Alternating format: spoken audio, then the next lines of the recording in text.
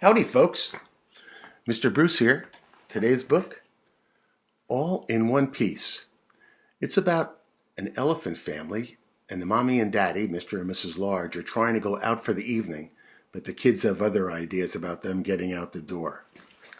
Before we start, eyes watching, ears listening, voices quiet, and body calm. All in One Piece.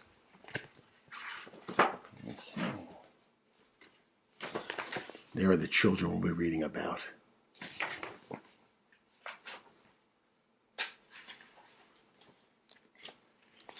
This is Mr. Large. He was getting ready for work.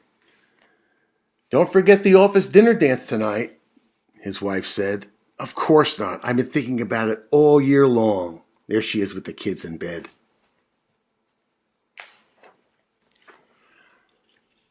"Are children allowed at the dinner dance?" asked Lester. "No," said Mrs. Large. "It'll be too late for the little ones." "What about the baby?" asked Luke. "Your granny is coming to take care of everyone," said Mrs. Large, "so there's no need to worry." Granny arrived at supper time.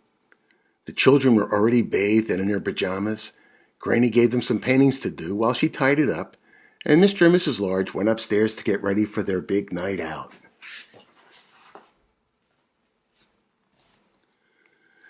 Luke snuck into the bathroom while Mr. Large was shaving. "Will I have to shave when I grow up?" he asked, patting foam onto his trunk.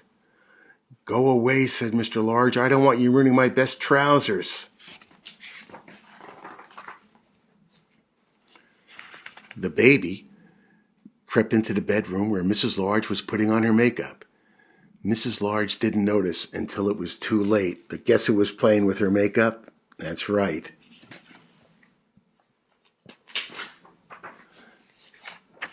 "Look," said the baby. "Pretty. But look, there's makeup all over everything." "Don't move," said Mrs. Large. "Don't touch anything." Outside on the landing, things were even worse. Laura was clopping about in her mother's best shoes. Lester and Luke were seeing how many toys they can cram into Mom's new tights. Oh my goodness.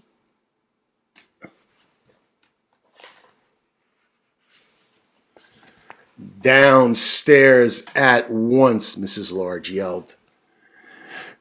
"Can't I have just one night in the whole year to myself?" she thought. "One night when I'm not covered in jam and poster paint. One night when I can put on my new dress and walk through the front door all in one piece. Would that be too much to ask for?" Look how sad the kids are because they made Mommy sad. The children went downstairs to Granny. Mr. Large followed soon after, very handsome in his best suit, and at last, Mrs. Large appeared in the doorway in a periwinkle-colored dress. "How do I look?" she asked. Oh, she's a vision. Look at them together. "Pretty, Mommy," said the children. "You look smashing," said Mr. Large. "Just like a movie star, dear," said Granny. "Hands off," said Mrs. Large to the paint-smeared children. "Don't touch me. I'm in my new dress. Don't get me full of paint."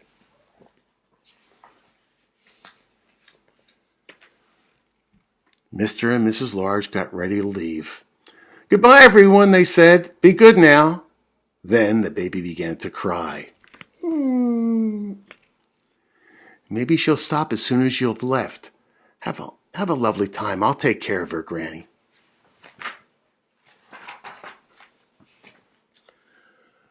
Mr. Large said with a smile, "We've escaped." He closed the front door behind them. "All in one piece," said Mrs. Large, "and not a smear of paint between us." "Actually," Mr. Large said gallantly, "you'd look wonderful to me even if you were covered in paint." And down the street they walked to the car, which is perfectly true and just as well, really. And look, behind her, she can't see. The kids painted the back of her dress and the back of her shawl, but she didn't know it, and her husband thought she looked pretty, so she had a great night anyway. The end. Did you ever do that when your folks were looking to go out and say, "Oh, don't go, don't go. We want to go. We want to go." And we're mad, and when Granny came, you were anxious. Well, it happens to everybody. But you know what? Mom and Dad need a timeout too sometimes from the kids, just like you need a timeout with your friends. Okay? I will be back tomorrow. Until then, wash your hands. Be good to your folks. And remember, live every week like it's Shark Week. Bye-bye.